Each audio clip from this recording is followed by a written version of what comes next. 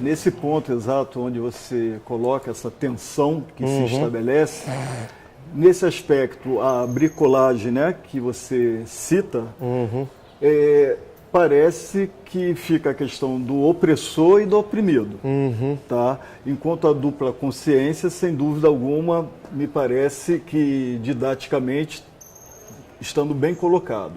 E aí você menciona Darcy Ribeiro, né, para esse pensamento latino-americano na sua forma natural, não à luz do opressor. Vem ao encontro um pouco da questão da descolonização? Sim, claro, eu acho que aí a descolonização, ela vem, ela é uma das categorias muito centrais e importantes para a gente tentar identificar isso que seria um pensamento que está um pouco forjado nesse espírito, nessa epistemologia que a gente está dizendo aqui, que nasce um pouco da história dos povos latino-americanos, né? A descolonização seria um dos eixos centrais. A gente tem vários, acho legal a gente citar alguns, para situar um pouco quem estiver vendo isso, quais são as diferentes núcleos temáticos, núcleos filosóficos, núcleos de pensamento que meio que foram sendo constituídos ao longo do tempo. Podemos colocar o psicológico também, o núcleo psicológico? Sim, claro, o núcleo psicológico, da formação da nossa subjetividade, da formação da nossa identidade, da maneira da gente se entender, né, de entender a si próprio, a nossa vida em comunitária, a nossa vida enquanto país, enquanto estado, enquanto continente, como que nós entendemos nossos afetos, nossas percepções. Tudo isso é muito atravessado por todo esse conjunto de tensões que eu estou dizendo, essa heterogeneidade estrutural, né, um termo muito utilizado também, essa heterogeneidade estrutural da Latinoamérica, que é esse encontro de povos, esse encontro de modos de vida, esse encontro de histórias, que forma a nossa própria, é a estrutura dinâmica fundamental da nossa realidade, né? Você estava falando um pouco da descolonização, eu acho que para pensar a descolonização, a gente tem que falar também de uma categoria, talvez um pouco antes, e já falo da descolonização na sequência, é a categoria da libertação. Quer dizer, como o pensamento da libertação, ele vem de maneira muito legítima, né? Se fundamentar um pouco o que seria isso, né? Quer dizer, outro dia eu estava ouvindo umas lideranças bolivianas, mulheres indígenas bolivianas falarem, e elas falam justamente da libertação e da descolonização, que elas falam como a libertação já era uma categoria até anterior ao século XVI, que os próprios povos originários aqui, por exemplo, que estavam sendo dominados pelos Incas e tentavam de alguma maneira ir contra essa dominação dos Incas, eles já estavam num processo de liberação, ali já estava. Como você vê como é antigo essa ideia da liberação, o grito de libertação já está muito forte. E claro que isso vai ganhar nome próprio, digamos assim, conhecido, com os chamados libertadores, que eles vão justamente, não é à toa que eles são chamados de libertadores para fazer o contraponto com os conquistadores, né? Justamente para fazer o contraponto com a colonialidade do poder, você vai ter esses libertadores que vão trabalhar nos seus textos fundamentais a questão da mestiçagem, que é o caso do José Martí, o caso do Simão Bolívar, eles vão falar lá da mescla de povos, de como que nós vamos trabalhar de uma maneira crítica para libertar os povos, né? E não para fazer uma mestiçagem, um pouco a mestiçagem brasileira, que é essa ideia da mestiçagem enquanto uma maneira de melhorar a raça, e que é como a palavra mestiçagem ficou muito conhecida aqui no Brasil. Nós estamos falando de uma outra coisa, nós estamos falando de uma mistura que é para engrandecer, que é para libertar, que é para liberar os povos da opressão, e não para adaptar os povos a uma estrutura opressiva, né?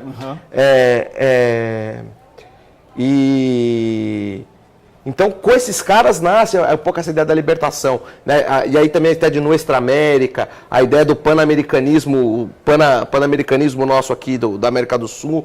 Com esses caras vai nascer essa ideia e que depois vai ser retomada de maneira muito forte. Está muito presente na Revolução Cubana, está muito presente na Revolução Mexicana, né? Vai estar presente sempre essa ideia dos povos latino-americanos contra a opressão, num primeiro momento, do colonizador, e contra a opressão também do imperialista, muito centrado na ideia dos Estados Unidos, né? A libertação nasce um pouco com esse duplo crivo, nasce nesse sentido de nascer com esses caras, com esse duplo crivo de se libertar da colônia e se libertar do império, né? E aí, com isso, você vai vendo até a gente chegar naquilo que a gente conhece, mas de maneira mais clara, que é nos anos 60, quando a teologia da a libertação vai ganhar como grande pensamento a questão da teologia da libertação. Sim.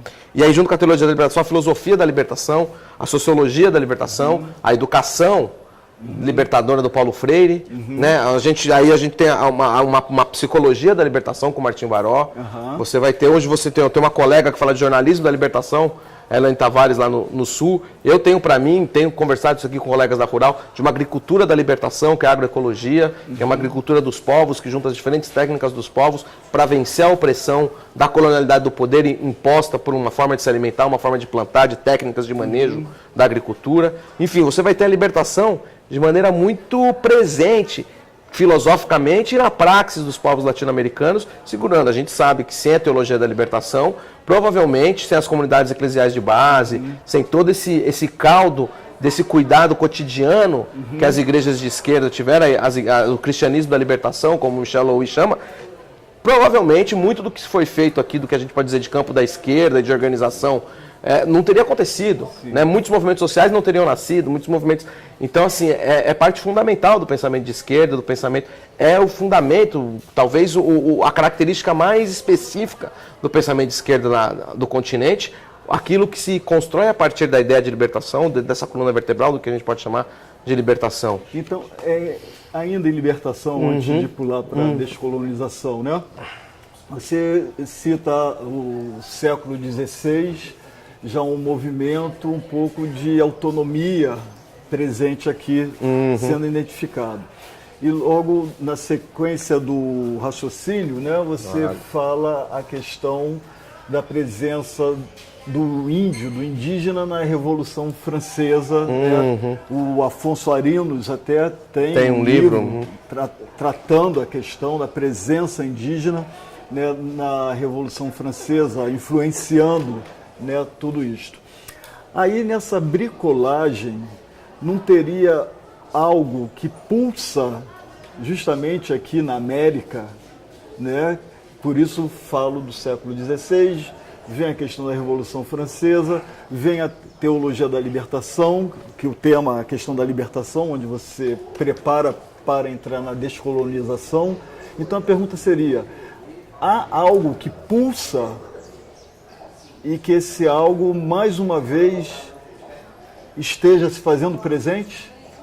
Nos dias de hoje? Nos dias de hoje. Sim, acho que sim. Acho que a gente tem A gente tem, né? Vamos lembrar também da ideia de liberdade que vem de maneira muito forte com os povos vindos de África, né? Quer dizer, essa ideia da liberdade que vai se somar junto com, digamos, com uma libertação que já era clamada pelos povos indígenas e que também por todos os povos, digamos, e você vai criar uma forma de grito de liberdade muito própria e que está até hoje presente, nas mais diferentes formas, desde as formas mais institucionais, como, por exemplo, as cotas, a ideia da equidade, das construções de políticas públicas que de alguma maneira diminuam o fosso, até naquelas menos institucionais, como movimentos sociais, que vão por fora da lógica institucional do Estado, reivindicar, se organizar, não só aqui no Brasil, né? A gente acaba sempre falando um pouco centrado na nossa experiência. Eu tenho tentado conhecer outras experiências, não só através de ler, mas indo também para outros países conhecendo. Você percebe que isso de alguma maneira está pululando. A gente teve agora 10 ou 15 anos de uma vivência muito forte do que a gente pode chamar de uma chegou-se a se falar em socialismo do século XXI. Hoje nós estamos um pouco recuados, falando de democracia e tentando segurar essa ideia de democracia, mas assim, quer dizer, você teve uma onda, né, com vários governos daqui que te empunhavam de maneira muito forte, ainda estão empunhando algum deles, de maneira muito presente, muito forte, essas bandeiras que, construídas através de categorias e da praxis, da luta dos povos, né, que forjaram essas categorias, da ideia da libertação dos povos, né? Então é muito presente. E aí chega também junto, já pulando um pouco para falar da questão da colonização, a partir dos anos 60, começa a se falar em descolonização, né? Porque também essa descolonização que agora está acontecendo a partir dos anos 2000 com os estudos de colonialidade, ela não caiu do céu assim, né? Não foi o Quijano que teve um sonho com o espírito do Mariátegui e falou aquilo para ele. Claro que você já tem todo um caldo histórico que foi sendo constituído para que isso viesse, né? E aí a gente tem que lembrar de maneira muito clara da obra do Fanon, e mais do que da obra do Fanon, da revolução, das lutas de libertação dos países africanos, né? Lembrar que lá na Argélia o processo de descolonização do Fanon era do ALI, que era como é que é? A ALN, Associação de Libertação Nacional, né? Associação o nome, né? Mas que era, ou seja, a libertação dos países em si. Mas tinha uma bandeira lá que era o nome do movimento da libertação da Argélia, que já tinha libertação ali. Pra você ver como a libertação e descolonização. Então, todo o trabalho de descolonização, e que o Fanon foi um dos caras que deu um aparato teórico para isso no campo da psicologia, né, no campo da psiquiatria, da identidade e tal, aquilo ali já estava irmanado com a ideia de libertação. Né? O grupo político que ele fazia parte era libertação e era descolonização. Para você ver como são categorias que estão muito costuradas, muito amarradas uma dentro da outra. Isso é uma coisa que eu gosto de chamar a atenção, porque eu não sei se às vezes me parece que isso talvez não esteja tão claro. Para mim é bastante claro e eu defendo essa tese. Quer dizer, libertação e descolonização estão juntos. Descolonização não é uma coisa que veio de fora, não é um estudo que alguém trouxe. Nada contra os estudos que vieram de fora, mas não é que mas isso já está muito presente aqui.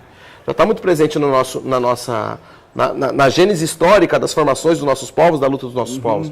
Então, claro, então tem que lembrar de Fanon, e aí todo um conjunto de estudos que vai acontecendo a partir daí, e que vão agora, de maneira muito forte, a partir dos anos 2000, com esses estudos que estão em plena vigência hoje, que é os estudos da colonialidade, né, que vão recuperar, de alguma maneira, ou que vão trazer à tona, a partir principalmente também das experiências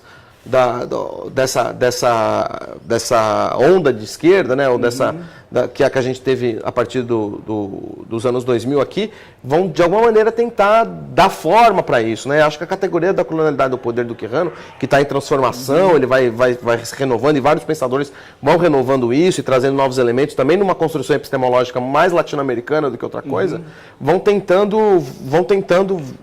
vai ganhando vigor isso. Me diga aí nessa questão da dupla consciência, né?